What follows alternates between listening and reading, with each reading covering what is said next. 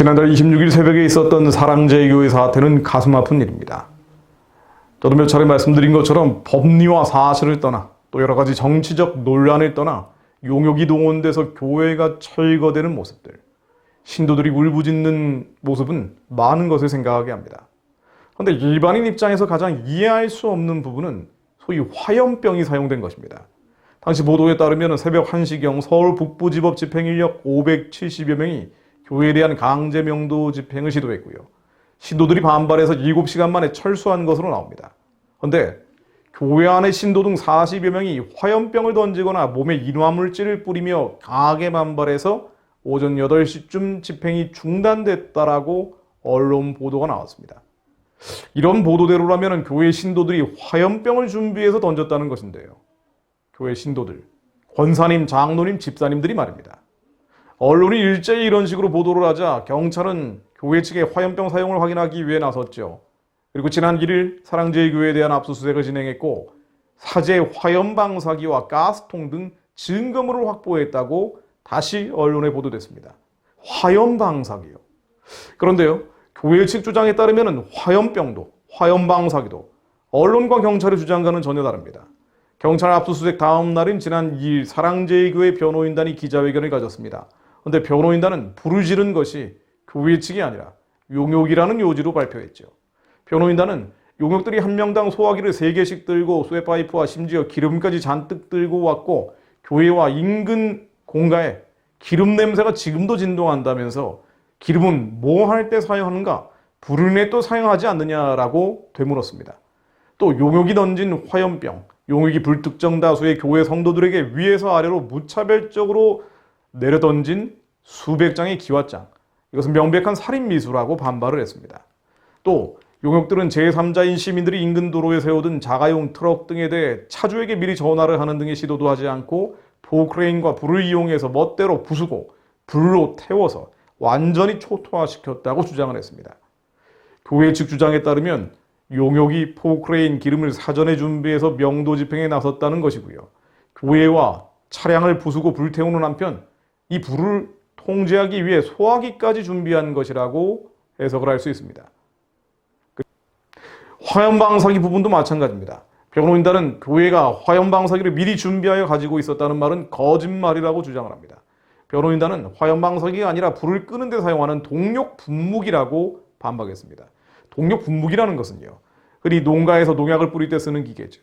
고압력으로 액체를 뿌릴 수 있어서 농약 살포 외에도 물주기, 물청소, 세차 등에도 쓰입니다. 그런데 언론에서는 이 동력 분무기를 화염방사기라고 보도를 한 것입니다. 물론 명도 집행을 한 조합 측은 이런 교회 측의 반발을 재반박하고 있습니다.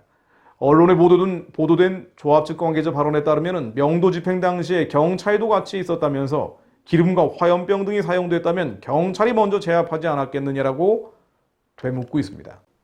그러나 교회 측은 명도 집행과 무관한 폭행, 방화, 기물파괴, 살인미수 등에 대한 처벌을 요구하고 있고요. 또 일당 몇만 원 받는 용역들이 뭐하러 자기들끼리 쇠파이프와 기름통을 준비해 오겠느냐며 그 배후 세력에 대한 수사를 촉구했습니다. 또 교회만 수사할 경우에 관련 경찰 관계자들도 직무유기로 고소할 것이라고 밝혔습니다. 교회 측과 언론, 경찰, 조합 양측 주장이 엇갈리는 정도가 아니라 정반대이기 때문에 정리해보면 이렇습니다. 우선 어느 한쪽 주장만 듣지 않는다고 해도 이번 사건, 즉 사랑제일교회 방화, 불을 지른 책임자를 찾아야 하는데요. 즉 기름을 준비한 사람이 누군지를 찾아야 합니다. 그런데 양측 주장이 정반대로 갈리다 보니 방화의 진상이 아직은 드러나지 않은 상태로 볼 수가 있죠. 그렇다면 아직 드러나지 않은 상태라면 당연히 사랑제일교회 성도들이 화염병을 던지며 저항했다거나 심지어 화염방사기를 준비했다는 식의 언론 보도는 사실로 볼 수 없습니다. 그런데도 언론은 사랑제일교회를 도심 테러범 수준으로 보도하고 있습니다. 권사님, 장로님, 집사님들을 말이죠. 문재인 정권에 반대한 태극기 집회에 갔다면 최소한의 인간으로서의 존엄과 가치도 보장받지 못한다는 것인지, 소위 보수 언론도 그렇게 보도를 해야 하는 것인지 반문하지 않을 수 없습니다. 태극기 집회에 찬성하건 반대하건 이것과는 상관없는 것이죠. 문재인을 좋아하건 싫어하건 아직 진상이 밝혀지지 않은 상태입니다. 그런데도 여과 없이 이루어지고 있는 언론의 치우친 보도, 경찰의 편파적인 수사는 옳지 못한 것입니다. 또 사건의 진상이 무엇인지, 그 진실이 무엇인지도 의문입니다. 일반의 입장에서 자기 건물, 심지어 교회를 지키려는 사람들이 자기 교회에 불을 지르기 위해서 기름을 준비했다는 것이 과연 가능한 일인지 상식적 의문을 제기하지 않을 수 없습니다.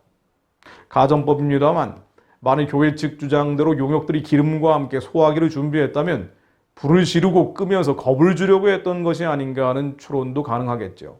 만일 그렇다면 사랑제일교회 주장에 동의하건 반대하건 섬뜩한 일이죠. 반정부 성향의 교회가 해체되는 일들이 지금 한국에서 벌어지고 있는 것이기 때문입니다. 그러므로 감춰진 거짓이 있다면 모든 거짓이 드러날 수 있도록 기도하지 않을 수 없습니다. 또 어둠과 흑암 앞에 주님께 더 의지하지 않을 수 없습니다. 누가복음 12장 2절로 감추인 것이 드러나지 않을 것이 없고 숨은 것이 알려지지 않을 것이 없나니 이러므로 너희가 어두운 데서 말한 모든 것이 광명한 데서 들리고 너희가 골방에서 귀에 대고 말한 것이 집 위에서 전파되리라. 하나님, 감춰진 것들, 숨은 것들, 모든 악한 마귀의 괴계가 있다면 이 모든 것들이 광명한 데서 들리게 하시고 골방에서 귀에 대고 말한 것이 집 위에서 전파되게 하옵소서. 어둠과 흑암과 사단의 괴계들이 예수 그리스도 이름으로 파쇄되게 하시고 한국 교회가 지금 벌어지고 있는 상황에 대해서 정확히 이해하고 인식하게 하옵소서. 시편 94편 23절로 여호와는 나의 요새이시요 나의 하나님은 내가 피할 반석이시라 말씀하신 것처럼 어둠과 흑암과 사단의 쓰나미 앞에 오직 믿을 것은 여호와 하나님 한 분뿐임을 자백합니다. 남은 자들이 더욱 여호와 하나님만을 의지하게 하시고 여호와 하나님을 의지하여 성벽을 뛰어넘고 승리하는 자들이 되게 하옵소서. 주님께서 한국의 남은 자들을 지켜주실 것을 믿습니다. 예수 그리스도 이름으로 기도했습니다. 아멘.